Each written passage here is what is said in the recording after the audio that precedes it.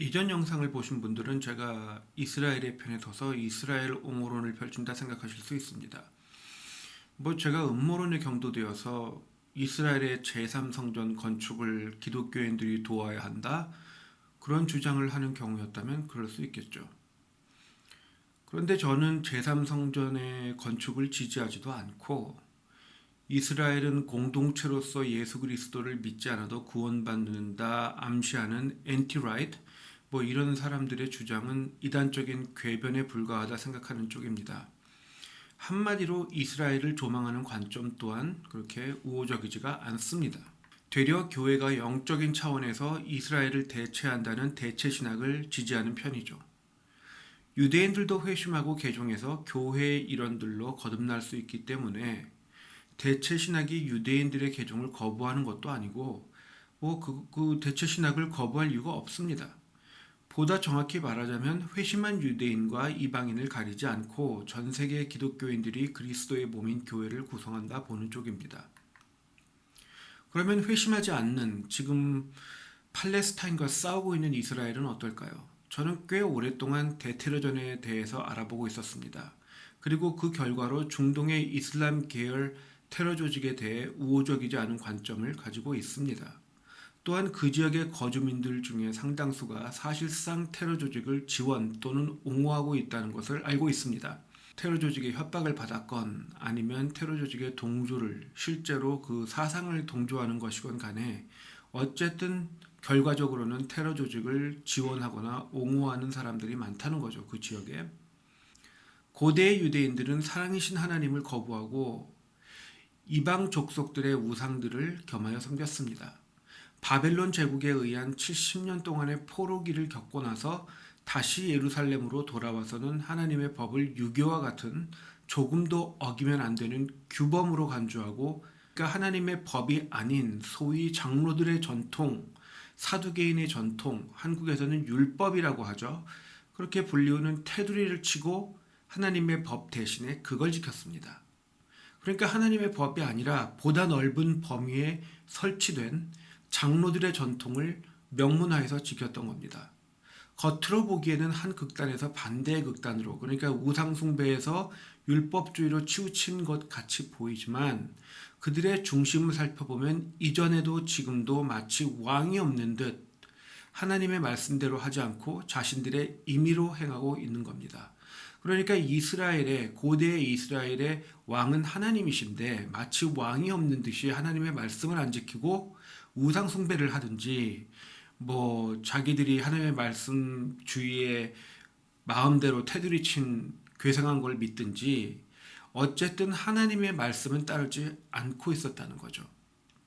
장로들의 전통이 규범적인 것만 강조하다 보니까 하나님의 법이 가르치는 정신과 상반되는 것을 따르도록 하게 하는 경우가 의외로 많았습니다. 그러니까 장로들의 전통을 지키는 것이 하나님의 법을 지키는 것이 되는 것이 아닌데도 하나님의 법은 별로 얘기 안 하고 장로들의 전통을 더 내세웠던 거죠. 이에 대해서 예수님께서는 인간의 법, 즉 전통을 내세워 하나님의 법, 즉 정신을, 본질을 등하시한다 지적하셨고, 이는 당시 이스라엘의 종교적 주도권을 점유하던 바리새파와의 충돌을 야기했습니다. 그래서 바리새파는 제사장들, 나가서는 이스라엘을 주도하던 정치의회 산헤드린을 부추겨서 예수님을 몇 차례나 암살하려 했고, 또 나중에 예루살렘의 군중들이 예수님으로부터 돌아서니까 그 사람들을 선동하고 부추겨서 십자가형을 주장하게 했습니다. 예수님은 이미 이에 대해서 한 세대, 즉 40년이 지나기 전에 예루살렘이 심판을 당할 것이라 예언해 두셨었습니다. 그리고 예수님의 십자가 부활 승천 사건 후 40년이 지나기 직전인 AD 73년에 예루살렘은 정말로 패망했습니다. AD 73년이라고 말하는 사람도 있지만 그것은 그 예루살렘 주변에 마사다 요새로 가서 항전을 한 사람들까지 완전히 멸망한 것을 말하는 것이고, 사실은 AD 70년 정도의 로마 제국의 군대가 와서 이 멸망하는 과정이 본격적으로 시작을 한 거죠. 그리고 그와 함께 제사장 제도가 무너졌습니다. 하지만 바리새파의 랍비 중심 문화는 초대교회를 분열시켜서 위기로 몰아넣었던 유대주의의 중심이 되었습니다. 그러니까 예수님을 대적하던 바리새주의가 소멸된 것이 아니고 그것의 핵심을 이루던 랍비 문화가 그대로 성전이 파괴된 후에도 그대로 유지가 되어서 유대주의가 되었던 거죠. 그리고 이 유대주의가 2000년이 지난 지금까지도 유지되고 있습니다.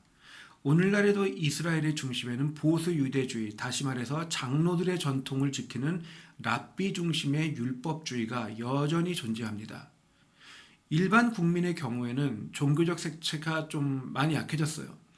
그래서 이 율법주의보다는 이스라엘 국가주의, 이스라엘이라는 국가를 위하는 그 형태의 시오니즘, 주로 시오니즘이라고 하죠. 그게 그 자리를 차지하고 있습니다. 영어로 자이오니즘. 뭐 종교나 계급에 상관없이 이스라엘이라는 국가를 옹호하는 일종의 국가주의가 이스라엘 대부분의 중심 사상을 이루고 있는 겁니다.